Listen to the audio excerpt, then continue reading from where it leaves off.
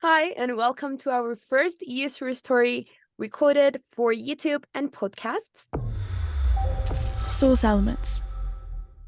Here we have our first invite, Steve French. Hello, Maria Camila. Hello, everybody. I'm so glad to be here. We're glad that you're here, Steve. Thank you for being here. Thank you, Maria Camila. It's so nice to be here. This will be fun. This will be certainly fun. Well, let's start with some ice-breaking questions. So, are you a Mac or PC user? I'm a PC user. I have an iPhone. I have an iPad, but my main workhorse is a PC workstation. Nice, nice. What's your favorite place on Earth? You know, my family for decades has had a little tiny cabin on a lake up in Maine, and I think that's my favorite place to go to. I have a lot of places I like, but it's very peaceful there. It's home to me, so that's my Sounds very relaxing. Yes. Nice. When was the last time that you were there? last summer. I'm supposed to go up next month and have a little fishing trip. We'll see if that happens. I'm looking Nice. across. Yes. Great, great. What is the last movie or series that you loved? I love Succession. I love Star Wars. I love The Mandalorian. I'm the promo voice for The Mandalorian, full disclosure. So I'm very close to that show. Nice. But a show that I recently started watching that I love is Poker Face on the Peacock Network with Natasha Lyonne. It's like this murder mystery. Oh, it's just fantastic. So I'll say Poker Face is my latest obsession that I've loved. Nice. I gotta watch that. Yeah. Tell us about what's the most famous person that you've met. Most famous person. It's hard to grade what that is. I can't think of like a major celebrity. I used to be the announcer on Match Game on ABC that was hosted by Alec Baldwin, and there was all kinds of fantastic stars that would pass through there. But I wouldn't meet a whole lot of people necessarily. But F. Murray Abraham I met one time. He won the Oscar back in the day for Amadeus, and people now might know him from White Lotus and Wes Anderson movies, all kind of things. So, and I had a wonderful experience with him. So I'll say F. Murray Abraham for me. He was one of my acting idols. So he was one of the most famous people I ever met. Yeah. Very nice, very nice. In which situation did you meet him? I was doing a play at the Long Wharf Theater Company. It was a long time ago now. And he was good friends with a cast member of mine, my dear friend Bill Raymond. And so he had come to see him in the show. And then it was the closing day of our closing performance of our show. So there was a little party afterwards and he hung out. And I was so excited to meet him. Now I thought maybe I'll just shake his hand. So in my bio, he won an Oscar for playing Salieri in Amadeus. And I had actually at a very young age played that at a small regional theater, a summer stock theater. And so to my utter disbelief, he was talking to the artistic director of the theater. And then out of the corner of his eye, he saw me. And I heard him say to the artistic director, well, we'll finish this conversation later. I'd like to talk to this young man for a minute. And he was talking about it. So nice. I couldn't believe it. And so he came over and in that beautiful F. Murray Abraham voice and that charisma that he has, he says, so I understand we've played some of the same roles. So nice. It was great. It was wonderful. He's great interaction. Great, yeah. great. Yes. I love that. Well, I'm going to continue asking some ice-breaking questions, but I want you to answer them with one of these character voices. Okay. So we have 4 characters. Let's start with the baguette. So we're going to see it in the screen. You can imagine everything about the baguette, the age, the gender, whatever. So we're seeing the baguette now and the screen. And the question for the baguette would be, tell us one thing that you really like about yourself. I would have to say that the thing I love most about myself is how I always rise to the occasion. I love it. I love it. Okay. Next question will be for the giraffe. It is a cute giraffe. Drink him something green. Not sure what that it would be. Maybe lime juice or something refreshing. And the question for that giraffe would be, during a house fire, which 3 items would you try to save?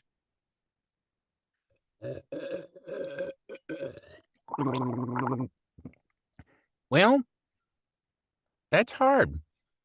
Well, I'd save my family first, but if you're talking about something other than them, I guess I would take my favorite branch with those delicious leaves. I would like to take my shirt, but I don't know what happened to it. So if anyone finds my shirt, I'll take that. I'll take my branch with the leaves. I'll take my shirt, and I'll take the avocado that made this juice because I can't live without my avocado juice. Love it. Nice, nice. I love this. Um, Next question will be for the triangle. A pink triangle, just triangling about in life. Um, mm, mm, mm. And let's say that triangle is a VO artist. So, Mr. whichever triangle, please let us know how a normal day in your VO life is like. Well, the first thing I do is I wake up and I raise my arms to the sky and I practice my vocalizations through my triangle point. Then I have a delicious breakfast of toast points, and then I slowly creep my way up the stairs to my booth, where I practice the Pythagorean theorem for hours on end. It helps me with my voiceover work. This is so amazing. I love this dynamic. Very, very interesting. We love hearing your different voices. And the last question will be for this crazy monkey that is dancing around or something. And the question will be, is there a quote that motivates you? You know, I would have to say that my favorite quote that gets me out of bed every day, gets me going, really revs my motor up, is that Nike quote. Just do it, baby. I love it. I love it. Thank you so much. That was pretty amazing. Love hearing the versatility of your voice and your imagination, because we did this like right away. We didn't plan this. It's very nice. Thank Let's you. continue with more serious questions about your career paths and insights. Well, let us know about yourself. How did you get into VO acting and so? Well, I fell in love with acting when I was very young. I was an actor and a singer and a stage performer. I went to college at the Hart School in Hartford, Connecticut, here in the States. And so I was a stage actor, thought for a long time I might be an opera singer, and then decided to kind of focus my work towards acting. Um, and so I always thought of voiceover as like maybe not even a career, not that I only knew one guy in my life who was a voiceover artist. You know, that was his whole thing, and he'd been an actor too, the great Dennis Predovic. Um, and so I was always sort of told, oh, voiceover is something that like actors do on the side. They might do a commercial or something to help pay their rent, you know, but being a stage actor, being on Broadway, that was my dream the whole time. And so I did that for a number of years. And then in 2011, through Bill Raymond, who I was talking about earlier, he got me in with his agent, and little by little I started working as an actor, and then when as a voice actor. And then when my wife and I decided to start a family and have a kiddo, the technology was such, thanks to Source Connect, that I was able to do my work from home and also be a stay-at-home dad. And I was kind of getting tired of traveling around the country with, you know, different regional theaters, which were all wonderful, but I was sort of tired of that grind and running around all the time. So that's sort of about 2015, when my son was born, was when I really sort of full time said, okay, I'm gonna set the stage acting aside and I'll be a full time voiceover guy. So it's been, you know, a number of years now. Very, very nice. You just I remember you telling us you studied for scenical arts. Uh huh.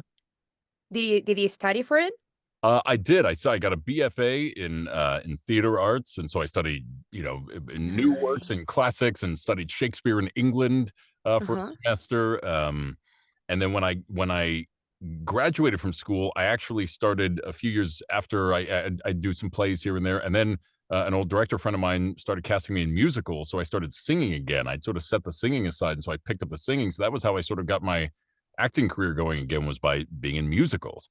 Um, and so I'd studied classical voice, opera singing for a long time. I was in high school, Wow. and so everything was sort of rolling together. And then once voiceovers came into my life, I was able to use all of those different disciplines, and I'd say I've used them all at various times in my career. I've done some singing in the voiceover world, and certainly used my acting training and improv training and my knowledge of classical performing for different things. So yeah, so it's all sort of worked out to come in the voiceover world, and uses all of those different disciplines.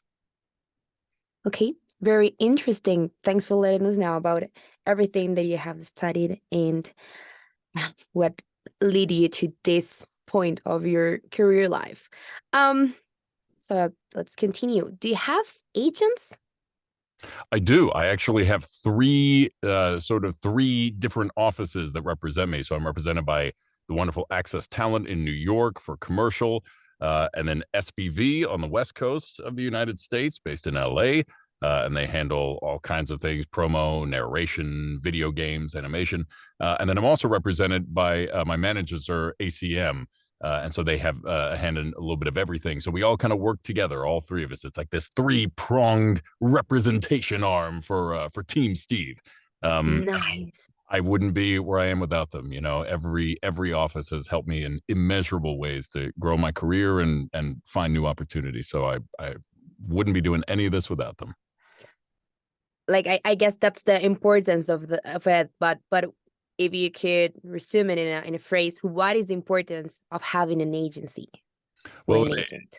I mean, an agent, they do a lot of different things for you. They have connections to casting directors. They're the ones that receive the submissions. So they are connecting you via their position to the people that are making choices, to the people that have the jobs. So you're benefiting from their relationships. And what an agent does is they take a look at you, and they get to learn what you can do, what are your skills, and you form a relationship with them, and they help together. You sort of pursue the things in your career that you'd like to accomplish. So it really is this this mutual relationship where you're working for them, they're working for you, and you try to put the best work forward that you can. I love to hear that. That's great. Okay, Steve, what makes you a great voiceover artist? Boy, what makes me a great voiceover? I have such imposter syndrome. I don't know if I'd ever say that, but something, I think I just love this job so much. When somebody connects over Source Connect with me, when I get in a session with somebody, they're going to know immediately how much I love doing this, and how happy I am to be there, and how happy I am to collaborate and work with them. Coming from the theater, I love the best part of that was working together with other people to create something, right? Mhm. So when I'm working on a project, it's about what we're doing together. It's not just listen to me talk, listen to my voice, see what I can do. It's what do you need from me? What can I give to you? They've brought you in so that you can bring a certain special life to whatever story it is they're trying to tell. So I think besides the fact that I have a good studio, I have a good studio setup, I know how to use my equipment. I've been doing this for a while. I just love what I'm doing. So I think if I had to say what makes me great, it's that I have a great time doing this, and I always make sure that the people I'm working with have a great time too. Nice, and that's successful. I have been having a great time with you. Okay, good. Well, this is a difficult question. Which part of your job do you enjoy less? Oh, so like what's not great about my job? Here's what Mhm. I'll say. Maybe I'm gonna get in trouble for saying this, but come at me, voiceover community, if you We're need. ready. What's hard? The technology of the voiceover world right now is what's so amazing about it, right? I'm Mhm. recording from a booth in my home. We're talking over Source Connect. I can connect instantly around the globe with people. and we can turn all this stuff around in an instant, right? I mean, it can be so Mhm. fast. And most voice actors, we pride ourselves on our ability to, I was mentioning The Mandalorian before. I get my promo scripts for The Mandalorian texted to me by my agent. Sometimes I don't even get an email. It's that fast. How fast can you turn this around? Promo especially is like that. Once you're sort of involved in a campaign, it's lightning fast. Mhm. The thing that I would say that I like least about this business is that because the technology has gotten so good and everything can be done so quickly, we've sort of started to think that it has to be done quickly, and Mhm. I don't know that that's the case. I'll get probably 75% of my auditions are ASAP auditions. Everything has to be turned Mhm. around. So there's this intensity to it that it sort of goes through every aspect of it, right? The people producing the work, the casting directors, the agents, the voice actors, we're all sort of rushing to get these things done. And I don't know that that is actually a positive thing. I don't know if that always helps us put out the best work. Again, actors we pride ourselves on developing a skill set so that you can turn things around immediately. Like you were talking about when we're doing the characters, you have to think on your feet. You have to just be able to jump in the booth and do it. So that's great. But I do wish that maybe we would just take a step back and wherever along the chain of events this needs to happen, somebody just says, you know what? You could take your time. You can get this back to us tomorrow. It doesn't have to be done. Is the world going to end if this thing doesn't happen today? And I doubt that that's just a voiceover centric thing. But I would say, doing this as much as I do, everything is sort of rush, rush, rush, rush, rush last minute. And it would be awesome if all of us could just relax a little bit. Totally. As the work nowadays, especially in the marketing area, it goes so fast. Everything is going so fast, and as users, as viewers, we're just too used to. I don't know. It's so normal for us that we see different commercials every day, and we don't think about the people behind it. Everyone is rushing. Like, of course, you're rushing, and the editor is rushing, and the mixer is rushing. Everyone is rushing so much, and it is a day to day thing. So sometimes you don't have time to think. I don't know. Let's say you want to have a barbecue with your friends and you want to drink some beers, Right. and you're like, I don't know if maybe tomorrow I have a gig and I don't want to be hungover.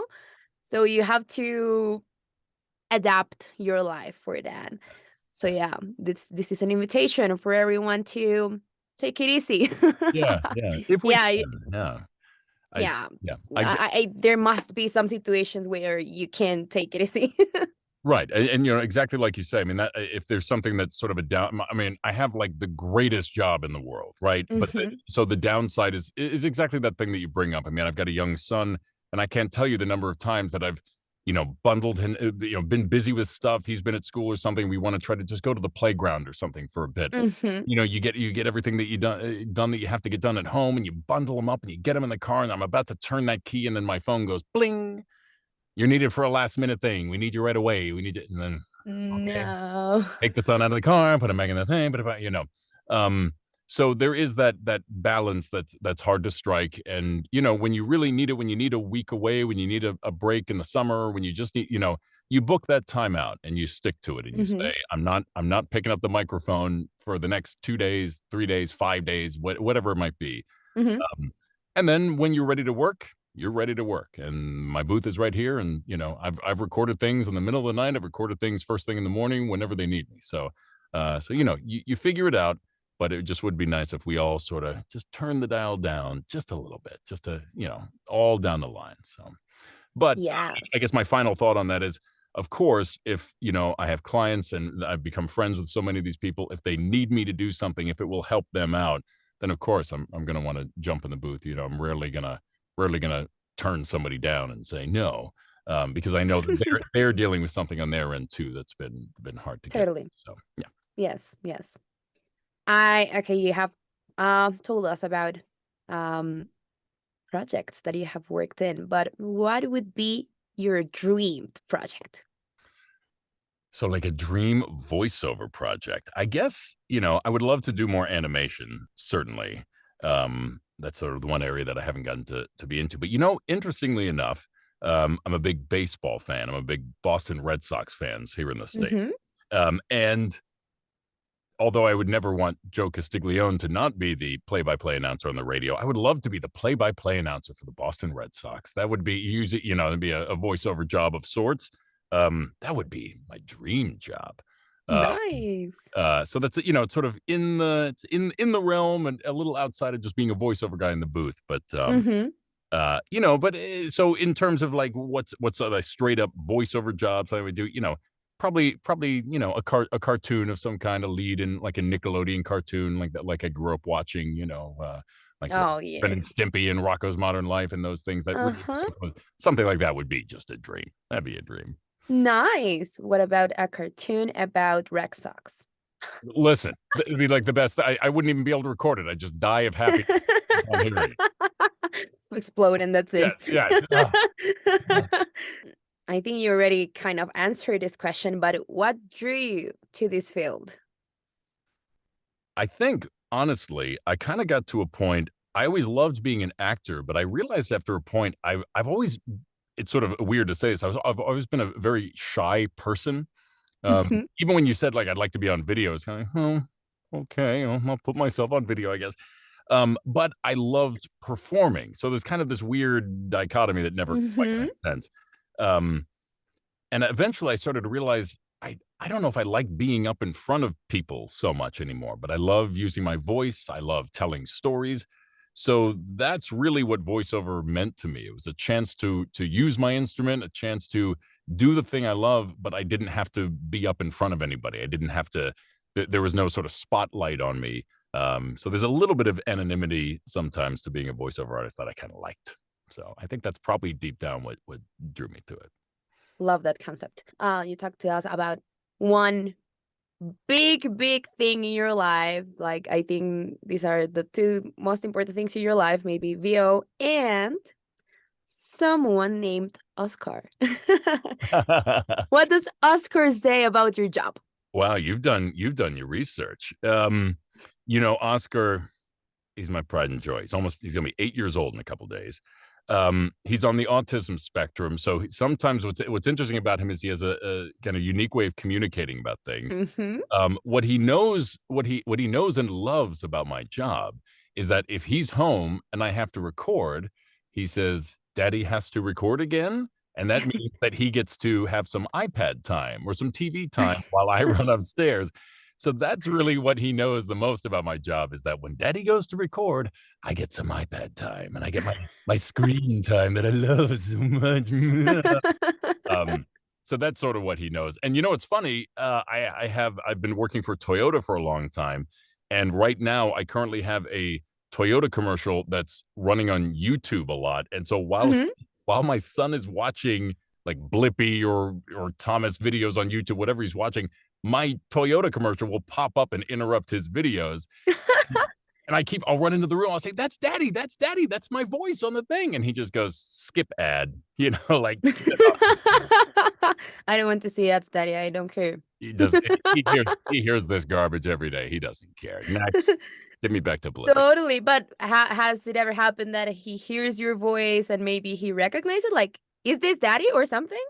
I don't think so. I don't think that it's ever been. I'm usually telling him, I do some work for the wonderful people at Noggin, and he uses that app. So every once in a while, I'll try to steer him towards something that I've done on Noggin. I'll say, that's Danny. And he's like, "I don't care. Don't you understand, old man? I don't care that you recorded Totally. Nice. something." I think it is very fortunate thing that you get to work from home. So you can be with Oscar almost whenever you need or want to. Yes. I think as an autism spectrum children, they need to connect even more with parents. I mean, every children needs to connect with parents, but in a special needs situation, they need to have their people around. It is different. And it is, I think you're very fortunate that you get to work from home so you can be with him when he needs you to. Absolutely. It's very, very sweet of you to say. Yeah, it's just I count my blessings. It's really, if I'm ever having a moment where I'm a little frustrated with work, or I'm, oh, I've got to do this, or I got to do this, or I didn't get that job, I think you get to be with your son all the time. What could be better than this? So sure, sometimes I got to put him in front of the iPad, and I wish I had more time. I didn't have to do that so much, but really, I never forget how lucky I am. Yes, yes, you are. Where do you see the industry going in the future? We're at sort of an inflection point, I think, with AI and robo voices and this incredible technology that's out there. And Mm-hmm. there is, I don't think I'm breaking any news when it feels like, yeah, there's this concern that that humans are gonna get put out of work. Uh, Mm-hmm. I think I think maybe is the biggest thing facing our industry right now is how are we going to use this technology for purposes of good? Are we going to allow it to take over? And I think it's sort of a bigger question about artificial intelligence in the first place. It's something about the human voice, why voiceovers are so effective is because you're connecting on a human level with people, right? Um, and the technology is getting so amazing that sometimes you might not even know that it's not a human that's delivering those things. Mm-hmm. Um, but I would like to think, and I hope it's not just that this is what I do for work, talking here, but that we'll understand that what's really important is that connection and not just the ease. I mean, you can use Chat GPT, or you can use an AI voice, and it's super easy, and you don't have to sit in a session with that person, and you can get it to do exactly what you need it to do. But I don't know that it'll ever have the heart. I mean, that's got this thing beating in our chest that sort of connects us to each other. So I hope that never leaves. But that's kind of where we're at right now. I think is this bit of this inflection point of what are we going to do with this situation? Totally. Yes. Yes, I think, like, I agree with you. I like to think that the soul can't be replaced by a machine, the energy that we have can't be replaced. Like, maybe the intention of the voice, like, you can ask, say this happily. The machine can totally do that, but does the machine really feel happy? What? Like, I don't think so. Yeah, yeah, And that's the part that I think will always remain in the human. It is like books. Reading books, like, you can read any book online, if you pay for it or whatever, but it is not the same as having a book in your hands and only having the time to read it and not having notifications show up and make your eyes sore because of the light of the screen. right, right. I think it is something comparable. I don't think maybe it is useful for fast things or something, but for things that really need your soul into it, I don't think machines can replace it. That's such a beautiful point. I mean, I think what will the road that we'll have to cross is, while it may be, like you say, it may be convenient, it might be lightning fast to create it, does it elicit the response that they would want it to elicit? And that's gonna be the big thing. If, Mhm. advertisers, we're in advertising. We're often, helping a corporation or a product sell something and get in someone's ear and say, you need this thing.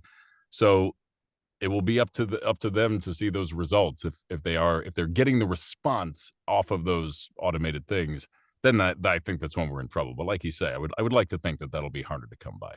But Yeah, yeah, I agree. How do you maintain your work and life balance? so that's a bit hard, right? We've been sort of talking about this already. Mm-hmm. I think it's very hard in the voiceover world. I won't sugarcoat that, because everything is so last minute. Um, they're like you were saying, you're at the party, you don't know, you want to have a drink. I mean, I even get to the point where I don't know if I can eat certain things that I want to eat because it's gonna gum up the works, and I might have to jump Mm-hmm. upstairs.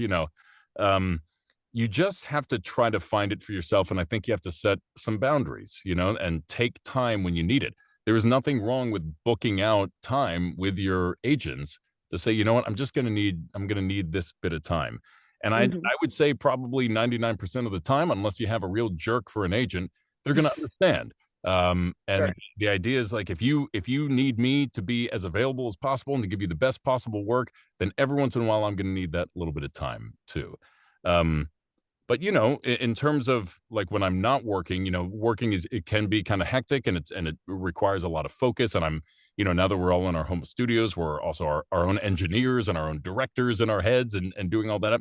So then when the time comes to, get away from that, I like to try to take as many nature walks as I can. I'm a big bird guy, so I go out and with my binoculars and do a little birding and Nice. something that's away from the booth, out of these, these four walls that I'm sort of, secluded in, and just try to find a nice way to relax and just get away from it for a little bit. Very important. Like, how often would you say that you take time outs of work? Like, I don't know, an hour a week, a day a week. I don't know. How often do you book out of I typically sessions? don't have to like book out during the week, but my schedule is always very different. Like Of course. just yesterday, I had a session in the morning, and then I had a little bit of free time before Oscar was getting home, and so I went out to my little gym to have a workout. Started lifting, lifting my weights, and then bing, got a last minute rush audition that I had to come in and do. So I had to stop working out, come in, Mm, but, honestly, if that's the hardest part of my job, then I've got it pretty good, right? If that's the thing yeah. I'm sort of like complaining about, then I'm fine. But, you just sort of feel it out there each day. Oscar and he'll get home. I'll usually have a little bit of time. We'll go for a walk around the block. We'll go run to a nature walk and do something. And so you start to feel it out, and all right, Hmm. maybe I can't get in the car and drive for 3 hours to some scenic area, but I could take a walk around the block. We could go down the street to the playground, and I'll be able to be back within a reasonable amount of time. So, Nice. Nice. The last question about this career path and insights will be, what's the worst job decision that you have ever made? wow, that's kind of a tough one. The worst job Yes. decision. I don't. I suppose some people have said. You hear these stories about famous actors who like turned down some massive Hmm. role in something, right? That went on to be this enormous hit and change someone's life. I I've never had that because I've never really been in the position to turn down work necessarily. Uh, Um, I suppose this might be a weird way to answer this question. I suppose it would be times that I've been like a super anxious actor and I've like written mhm. that email to my agents, been like, why didn't I get this thing? Or are you sending me out on enough auditions? Or that in a Mhm. way is for people that are looking for agents and that's really unproductive. Not only because it sort of puts it starts your head spinning around, but also because the thing that you can do to get better is to get better, is to Yep. take classes. If something's not working, it's typically because there's something you need to improve. Um, Mhm. and that's how you start to show results. It's maybe not what we want to hear, but it's true. So if you're not booking things, if you feel like you're not getting out there enough, then what you should do is focus on what you can change. Mhm. Even when you get put on a veil or a hold for a job and you don't get it. I mean, all of that stuff is out of your hands. You have no control over it. So I always say, control what you can control. And just get better on your own time whenever you can. And it's okay with not being where you want to be. But I would say don't try as little as little as you can to send those sort of frantic, my career is over, help me, you're not doing what I need you to do, that kind of stuff. It's just not helpful for anybody. So the Makes sense.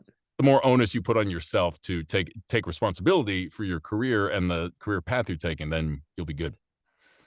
Nice. Yes, and I think that applies to everything on life. There's a great quote that how do you say that in English?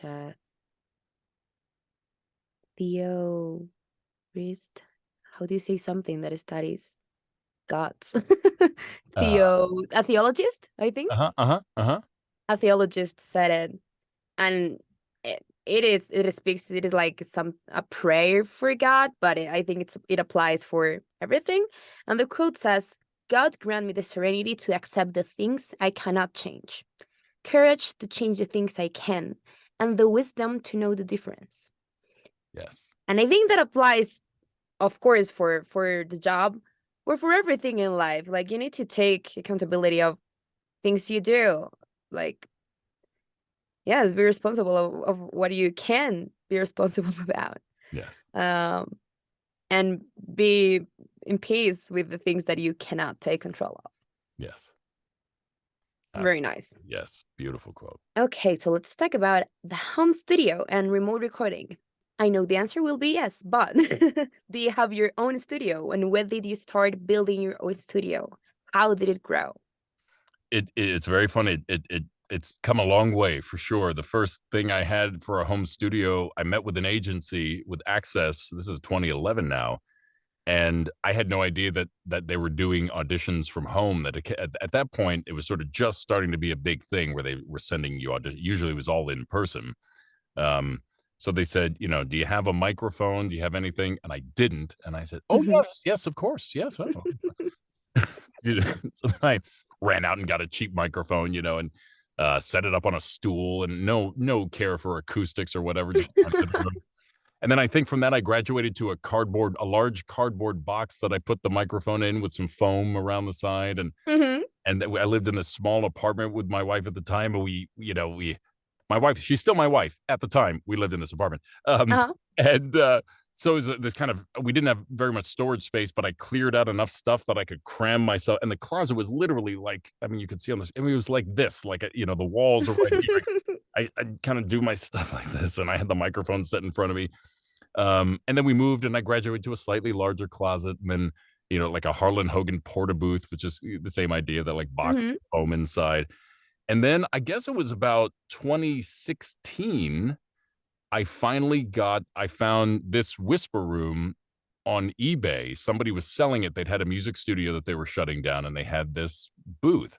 And Okay. I got it for a discount. So then I got this, which has been a real help. And then these are ATS acoustic panels that George Whittam helped me pick out. And so added these just a couple years ago.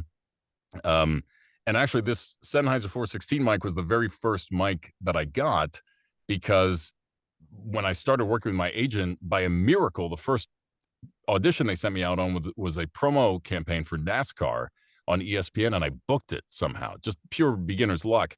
And I was also, at the same time, I was telling you before, I was a stage actor, so I was still going out of town a lot, and I was in Hartford, Connecticut at Hartford Stage doing a show. But every once in a while, I needed to. I had a studio that I go to, but sometimes they needed me to record this or record auditions. And so my agent at the time, my agent said, just get a 416, because it's a little bit more directional. It helps keep sound out if you're not in an ideal place.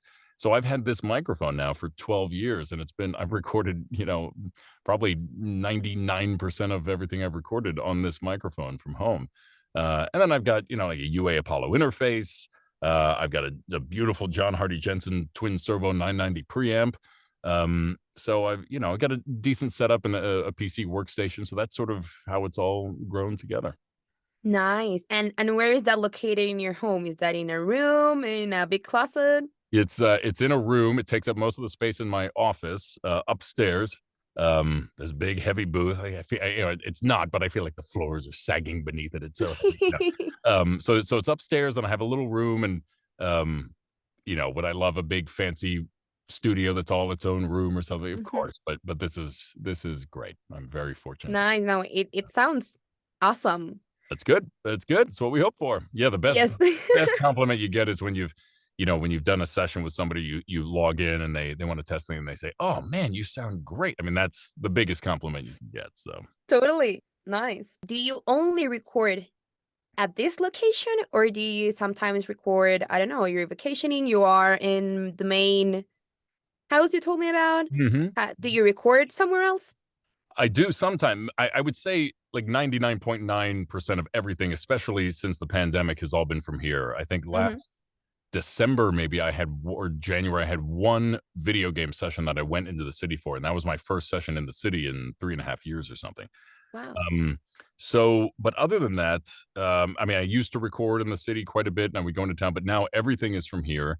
And if I do go out of town, I have one of those now. My portable rig is one of those booths that are just so Mhm. fantastic.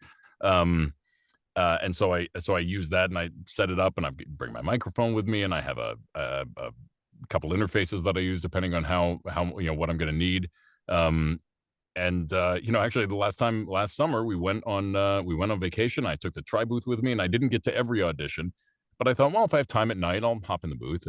And actually, last year I did this great campaign for Progressive, and that audition came in while I was on vacation, and I just had enough time and had this great setup and sent it in, and that's how I booked it. So, so I was very fortunate to have that option available to me. Nice.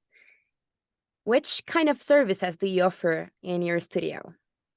So basically, I'm pretty simple. You know, I'm sure you talk to a lot of big studios that do all kinds of things. So I'm just a voiceover guy. That's what I do. I deliver high quality audio for voiceover connections, and I you know, obviously I'm on Source Connect, so I can do that easy point to point remote recording.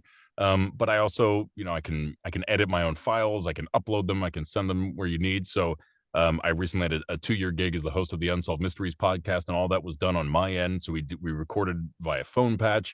They listened in. I recorded everything. So, you know, I'm a nice little self-sustaining studio here. But those my services are basic in terms of just as a voiceover person and being able to edit my audio and deliver it to you. But I personally don't do any sort of production or sessions, you know, that aren't what I'm doing. So. Okay. What percentage of your work is remote now and in the studio, in the physical studio? Yeah, right now it's 100% remote. Everything is done remotely. And Wow. I had one video game session a couple months ago that was sort of a one-off thing. But now that things are opening back up again, you know, there might be more down the line. It just depends. You know, I've noticed that like video games and animation are a bit more picky about the consistency of their audio. But whereas commercials, promos, narration, they're usually fine with you know, you just recording in your home setup as long as it's good. So right now, basically 100% is remote. Everything is done from here. If you went to my website and listened to my stuff, everything has been recorded from here. Nice. When did you start with Source Connect? Why? How did you get to Source Connect?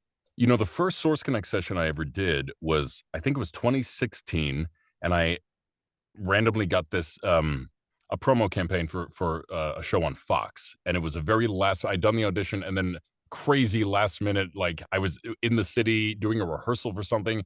They need you right now. They need you right now. They need you right now. So I ran into a studio I know, recorded a spot in the city, and then they said later tonight they're going to have more for you. So I had to go back home, and then I had to work out a system where I think I logged in through Source Connect Now to a guy who had ISDN boxes in his home so that bots could connect through ISDN, and I was connecting to the ISDN boxes, I think through Source Connect Now at the time. So that was my first sort of first dealing with that. And then I forget when I first got Source Connect for myself, but I want to say something like not too long after that, 2016, 17, 18, somewhere around there. And so what was amazing to me was you know, when the pandemic rolled around, I was so fortunate because I was already set up to do this. My guys at ACM for years had been saying, you know, this home studio is the way this is all going, so you should be prepared. So I was very lucky that it was just another day at the office for me. But I had so many friends calling me up, voiceover people saying, what's this Source Connect thing? Tell me about Source Connect. How does it work? And I was actually kind of shocked that they didn't already have it because it had just been part of my life for a long time. So wouldn't be able to do what I do without it. Very, very glad to hear that you have been using Source Connect for a while now. Yes, absolutely. I love it. Now that we know how you got into Source Connect, what has been your favorite session using Source Connect? You know, there was a session recently where I was doing a video game session with a company in LA, and 2 days back to back, 4-hour sessions each day. And we didn't have a single dropout the entire time, you know, occasionally over the internet, just out of your control. It was unbelievable, you know, crystal clear, perfect. And that to me, it was like, wow, this couldn't be better. This literally couldn't be better than it is. And so just the idea that, you know, when I'm doing, especially those video games, I find, you know, there's somebody, I think our director was in Maine. They're out in studios out in LA. I'm here in New York. It's just extraordinary that we're sitting here. I mean, could you have ever dreamed that something like this was possible? It really, you sometimes you got to stop from taking it for granted, because it's like, wow, this is truly extraordinary that we're able to do this. And then, you know, a couple of weeks later, there it is. My voice appears on something and they've folded it all together just beautifully. And just based on this incredible Source Connect internet thing that we have going. It's awesome. Great. What is your favorite thing about remote recording? I mean, I suppose everybody says, you know, I get to roll out of bed, I can walk down the hall. But I think it's also that, you know, that it allows you to, it's just so convenient for so many people. It allows you, like we were saying before, it's not always great that you can turn things around, but it is great that you can turn things around quickly. Mhm. That I think for auditions, it's been fantastic that you can just like email things and have them done and send them out. But it also means that people can, remote recording allows voice actors to do their job from anywhere. So you don't have to, you know, it used to be, well, I'm going to have to make a big move to New York, or I'm going to have to make a big move to LA or a major market where a lot of these auditions are taking place, where the casting offices are, where the studios are. And now, as long as you put in the work and the time and the effort to create a home studio for yourself that the studios will be able to use the audio for, you know, and that's been the amazing thing. So, you know, we're seeing great performers that maybe didn't have the option to move can now do it from home and achieve their dreams. Do you think remote collaboration tools are here to stay? Absolutely. Absolutely. I mean, there's just I think at this point we're so used to being able to do things this way. And I know in kind of the years leading up to now and before the pandemic, at the beginning of the pandemic, people want, how are we going to do this? How are we going to make it happen? And I think now we've seen that we can make, I think, virtually anything happen recording wise, as long as someone somewhere has the equipment to do it. So you know, I know that part of it, so we're talking about the human connection. There's nothing better than being in the studio with people, but there's also a lot of other considerations that I think people have made now. And so I think definitely it's here to stay. I agree. Like you have been using Source Connect for 7 years now or Yeah. something like Yeah. that. Yeah. I don't think that's going to reverse. No, and you just, you know, it's sort of to a point where nobody can, you know, a studio or casting, nobody can say, well, it doesn't, I don't know, we don't trust this, it doesn't work. You really should be. It's like, no, it does. It does, and we can do it. I mean, I've done every kind of session imaginable, including ADR loop group, where you have multiple people over, you know, remote connections, all dialing into the same thing and working as a synchronized group. Whereas we used to all be in a studio together. You get 10 or 15 Hmm. in the studio.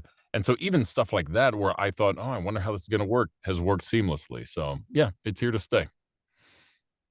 It totally is. What benefits brought to your career the remote tools? I mean, again, the convenience, and also I think it helped me because it was this. It can be daunting at first, right? If you suddenly, I mean, like any of this, having to be your own editor, director, engineer. Um, but for me, it was a great challenge to say, okay, what is this? What is this remote recording module that I have to deal with? How do I get everything set up? But it really, it it connected me to my work in a much better way. It made me a better voiceover guy because I had to really know what I was working with. I have to be able to troubleshoot and problem solve if something goes wrong. Whereas before, we all had the luxury of just waltzing into a studio. The engineers were there. They took care of everything. You just, can I have my room temperature water, please? Can I have my green M&Ms that I've asked for at the booth? Um, you know, so really it's this whole home studio thing has forced us to get better at things that we didn't know we had to get better at. And I'm so happy for it. I feel like I'm a much more well-rounded performer. And talking about challenges, what challenges have you faced when working remotely? You know, like I was saying, there are times, especially in the early days, when something pops up and you don't have the experience with it, so you don't know what the answer is. And that's okay when you're like just practicing or you're doing an audition that you have time to do. But when you say have Walt Disney, you know, the Walt Disney Company on the other end of the line, and they're waiting for you to log in, and you didn't realize that your interface doesn't jive with you know, Mm, a certain module, whatever that is. That's very stressful. Um, very. so those are the challenges when you know, and so I always tell actors that are just starting out, it's great if you're just starting out because you don't have any pressure on you. You can have all the time that you need to get your ducks in a row. Whereas if you have an agent, you're expected to basically be ready to jump into the deep end, you know, and press play and go. So, those are the scary challenges when equipment wise something isn't working up, and those are the moments when you go, "I'm just a voice actor. I'm not an engineer. I don't know what I'm doing." Totally. But it makes you stronger in the end. So it's okay to have those things happen. And I found that especially after the pandemic, when more and more studios were having to accommodate voice actors that weren't well versed in home recording, Mhm. there's definitely been this feeling like when I log into a session and my ports are open and everything is working perfectly, the engineers sometimes go, "Oh, oh, you know what you're doing? Oh, you're good. We're good. Okay, that'll be," Um, but they've also had to be very patient on all sides with people that aren't quite up to speed or rookies or getting used to it. So I think it has brought us all together. It's probably been a lot of headaches for a lot of people trying to Mhm. get everything together. But in the end, it's that was one of the blessings of the pandemic was people going, we're all in this together. Let's just figure out how to do it. And so then when you did figure out how to do it and that project was complete, it had an extra level of meaning to it. Yes, and um, I think that's very, very important, like to feel confident about what you're doing, about how to troubleshoot anything in your setup, and that's one thing we're very proud of. It is that our support team. Our support team is very supportive. Yes. So if anyone needs help, it happens day to day that someone, I don't know, change the location so the ports are not open. I need my ports mapped right now. We're there to help. Um, and also self-promotion, like we do certifications that help people fully understanding what's happening, not only with Source Connect, but with your DAW, with your microphone, with everything. So it is very useful. Oh my God. It is very useful to do this certification so you can have the confidence that now Steve has. Like he knows that when someone reaches him, he's ready. Yeah, So it is very important. We invite our users to join the certification community. absolutely. Okay, how did you learn about remote recording tools and online collaboration? I definitely have perused the Source Elements site a lot, YouTube, talking to other people. Um, I mean, I've even had sessions where, where the engineer on the other side didn't quite know what was going on. So Hmm. we've had to work together. So you just sort of you find out where things are. And like you're saying, I mean, the Source Connect support has been unbelievable when there's been an issue, when there's been, if a server goes down or something that's, just sort of like an act of God that everyone has to rally around to do. um the response time is incredible, so you really do feel like when you're logged in with Source Connect, you've got people who've got your back and everyone's working to make it happen. So yeah, very very lucky to be able to have so many resources to use all this technology. Which are the places or country that you mostly record to? Mostly the United States, where I'm based, but I recently had some sessions in the UK, in London. So I'd say, it's first and foremost, it's probably the US, but then also, I've done sessions in India, done Wow. sessions in the UK, all over the place, and it's just, it's crazy to me that you click a button and you're talking to somebody on the other side of the world. It's just Yes. it blows my mind. Yes. Yes. It will never not be like magic to me that it works. Totally. Like it is awesome that we got to leave the wired telephone era and now we're here. I think it is very, very awesome that we got to see everything in technology uh coming through. Absolutely. I mentioned my friend Dennis Predovic earlier. He was the one guy I knew that had back in the day had a home studio. And this Hmm. was way before the internet and source coding and Wow. technology. And so he had, back in those days, if you wanted to do it, you had to get an ISDN line, you had to get a Hmm. box, big monthly subscriptions, huge fees for the equipment. And it worked great, but it was a very different kind of investment. And now people that are starting out, if you're getting nervous about it, I mean, just try to always remember how amazing it is, how simple it is. Sure, you have to cross the T's and dot the I's and make sure things are where they need to be.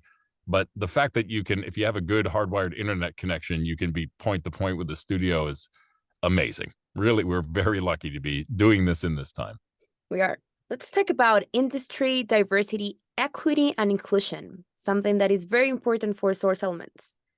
How would you describe the voiceover industry? More specifically, tell us about your experience with your industry, unions, agents, auditions, networking. Yeah, I mean, I'm so glad that is an important issue for Source Elements, because it's making the voiceover world more diverse. Like, we need to make the rest of the world more diverse. But I've seen it happen, especially in the last few years, and it's so encouraging. I mean, I am one of those people that certainly benefited from the old ways that things were done. I mean, typically, when you think of a voiceover guy, it's sort of an older white man, baritone announcer guy, right? And so now it's just so exciting to see that more auditions, more even things that just typically were just given to some white guy, are now put out to a diverse audience, and the world is so much better for it. Everything is so much better when we're hearing from everybody, and we give everybody a seat at the table. So it didn't always used to be that way, for sure. And that was definitely a mark against the voiceover world. And I'm happy to be alive when the technology is so amazing. I'm really, really happy to be a part of this community when it's changing and making strides. Still a lot of work to be done. But when there is definitely the call is being answered.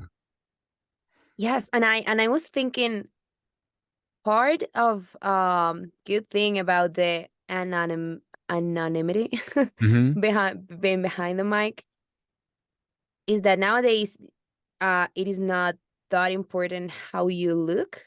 Like, I guess, I'm not really sure, but I guess many companies that you work with don't even see your face. Like, they just hear your voice, and that's it, and that's great, because it doesn't matter. Like, I guess in the past, not sure in the voiceover community, but in other communities, it really mattered that, for example, you were in a wheelchair, or you were a Black person, you were a trans person, anything that can be excluded. Right. Not can, but is excluded by this society. I think that's a good thing about anonymity. Anonymity. Yeah. It doesn't matter how you look, like how many things you have in your life that are not the ideal situation of a human being. It is a good thing about not being an actor, like a video actor. Yes.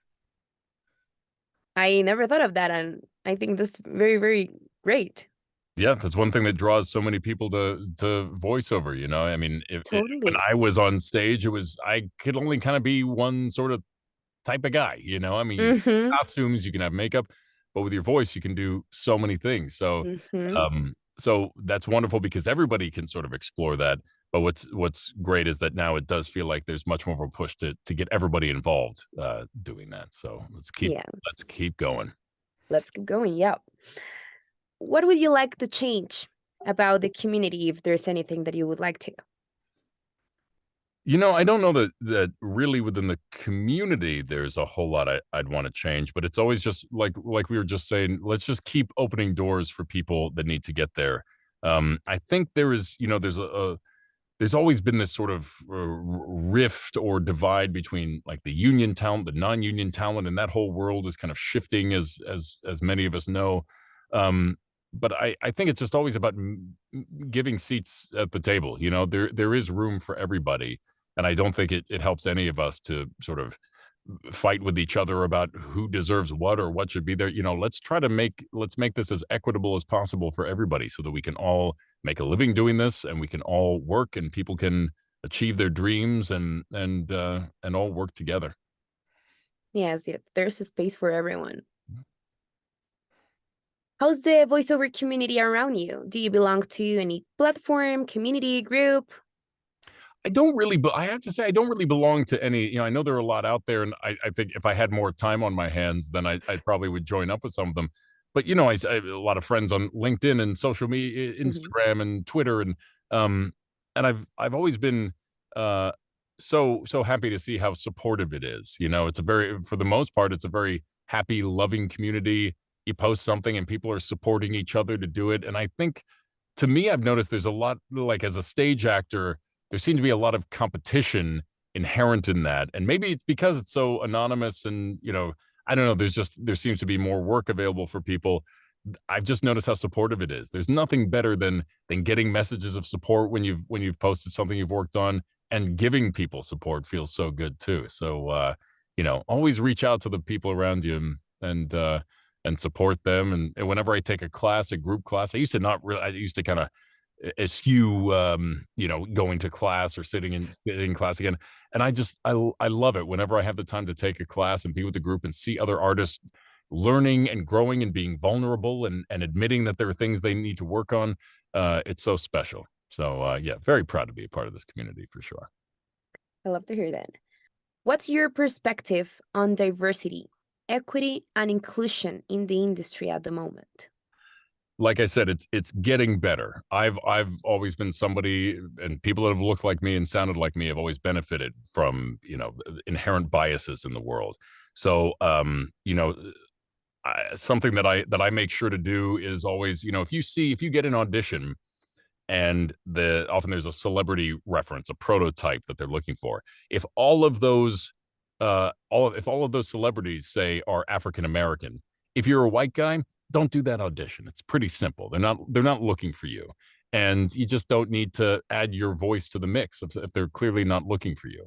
And I don't think that was something that used to happen back in the day, and you didn't really think about it so much. And now it's like, yeah, we should be considering who should be auditioning for these jobs and making it more equitable. There's a space for everybody, and so if that means you don't get to do every single audition that comes across your plate, then that's just fine. It is, it is.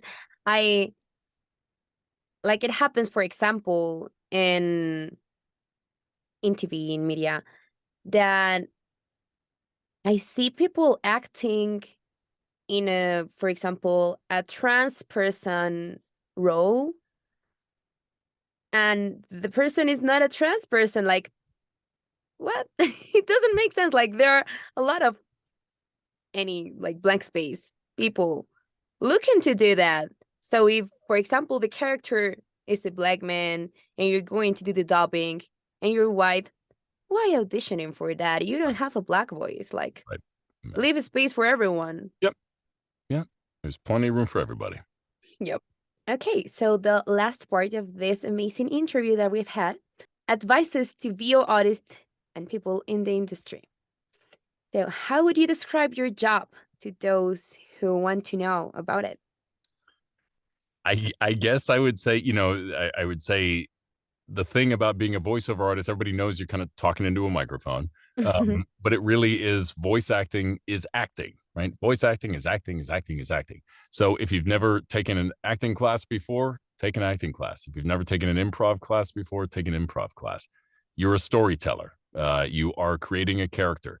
So you have to understand it's not just about having a good voice. It's about putting all those pieces together and bringing life to a script, and bringing a life that's singularly yours. What do you in particular bring to that? And so you understand those things by understanding your life experiences and taking acting classes, learning how to tell a story. So that's sort of first and foremost. And then very specifically taking voiceover classes, study with great commercial coaches first and foremost. Marilyn Wisner is my guru. I took classes with her and I recommend her to everybody. Mhm. An agent is going to want to hear your commercial reads and a commercial demo first and foremost. So get that kind of training. Never be afraid to feel that you don't know how to do something yet. I think a lot of times we're a little bit worried about being vulnerable or not having all the skills that we need, and so we hide them. I know I did that for a long time. I didn't take classes. I got in with an agent. I was lucky enough to book my first job, so I thought, oh, I must know what I'm doing. No, Mhm. that's not the case. So go out and I've never felt more strong as a performer than when I've when I've admitted, all right, I don't know how to do that, and then when I've sought out the coaching and the skills and felt like I learned how to do something new. It's really empowering. Go try it. So yeah, get training. That's my biggest Get training. biggest That's the advice. biggest advice. Yes. For someone that is just starting this career at your age, what kind of advice would you give them for auditions, unions, agents, platforms? I mean, these days, if I'm 43 years old. If somebody was to say, like, I'm a 43-year-old and I've always wanted to get into this. I mean, the truth is, with everything being the way it is, it's a great time to start. There's never a bad time to start because you can get yourself set up at home. You don't have to dive into the deep end with a whole bunch of fancy studio stuff. You can get started very simply. And also there's more and more non-union work every day. I'm a union performer and proud to be one, but for those starting out, it used to be this feeling like, oh, I can't, all the work is union, I can't get in. Well, there's quite a bit of non-union work out there. So if you're just starting out, there are ways to kind of get yourself out there. And with social media and with everybody having a movie studio on in their pocket, everybody, I don't like this phrase, content creators, but everybody can be everybody can get their voice out there. I mean, I can't imagine if that was available to me when I was just starting out, so there's so many ways now to get your voice out there without being lucky enough to have an agent like I do, and without belonging to a union. All those things are available to you, and it's so much easier over Skype to connect with coaches. So really, it's a great time to do this if you're thinking about starting into it, no matter what age you are. And the great thing about voiceover work is that we need all kinds to tell these stories. You might not be perfect for everything, but you're definitely perfect for a lot of things. Yes. What would you say is your recipe for success? We talked about it a bit earlier. I mean, I think being humble, having great confidence in what your strengths are, but also knowing the things that you need to work on so that you can improve and get better at those things. And also being nice to people. When you get into a session, here's a pro tip, folks. When you get into a session, ask everyone, even if it's just over Source Connect, even if it's sort of this void where you're just listening to people, learn to read the room and ask everybody their name and talk to them and respond to them by name. Take that moment, take that second to say, oh, great, who am I talking to? Nice to meet you. Thanks for having me. It lightens the mood and it lets everybody know that you're there to work with them. That is something that's a bit, we haven't really talked about it yet, but that can be tough about remote recording is you're sort of here in this room and you're not with other people. So you have to develop this skill to kind of read the room and think, all right, do they like it? Is it going well? And right from the get-go whether or not it is. And so the way you do that is what I feel is being a success is making people happy to have worked with you. And so there's nothing better in my career. I just did it yesterday. I had a repeat session with a creative group that I adore, and we're clearly fans of each other. And it was just everything worked great because of that relationship that we formed. So form relationships, whether it's with your creative people, whether it's with your agents, whether it's with the casting directors. It's all about relationships and being a real person, real, honest, and humble, and being good at what you do. Totally. I think we sometimes having a computer in the middle of the relationship leads us to forget that we're still humans, that we have feelings. Yes. And it is very important for humans to feel accountable. Like asking a name, it is such a basic thing, but it really helps humans feel important, and humans need to feel important. Yes. So I think that's a very, very, very useful advice. Just ask the name. It is not difficult. Maybe you're going to forget it in a minute, but the other person is going to feel great and it's going to feel happy to work with you. So yeah, big advice, ask for their name. Yes. And last but not least, what advice do you have for someone new in the industry? I think somebody brand new to the industry is take your time. This is a marathon, not a sprint. So don't think that you're just because you wake up one day and you say, oh, people tell me I should be a voiceover person, that you should jump into the voiceover world. If you're just starting out, that's awesome. Take the time to learn. There are more resources than ever available for people that want to get into the voiceover world. So take your time, learn about what it is, get a feel for the landscape, understand what it's going to take to be a voiceover person, and set goals for yourself about, in this moment, what should I achieve? What can I financially afford to do? There's a lot of ways to get started and start gaining knowledge without spending a penny. So, just take your time. That's really my advice. It's a marathon, not a sprint. Take your time. Nice. Thank you so much for being here today, Steve. I really enjoyed this time with you, and we're very grateful for you, for every user that joins our community. Thank you so much. Would you like to say anything else, to add anything to the interview? I would just like to say thank you, Maria Camila. Thank you for taking the time to do this, and for all that you and everyone at Source Elements. You make so many things possible. You literally help make dreams come true by this incredible platform, this incredible technology. So I know I speak for all of my voiceover pals when I say just how grateful I am to be able to do this. Thanks to you. So thanks. Yay. Source Elements.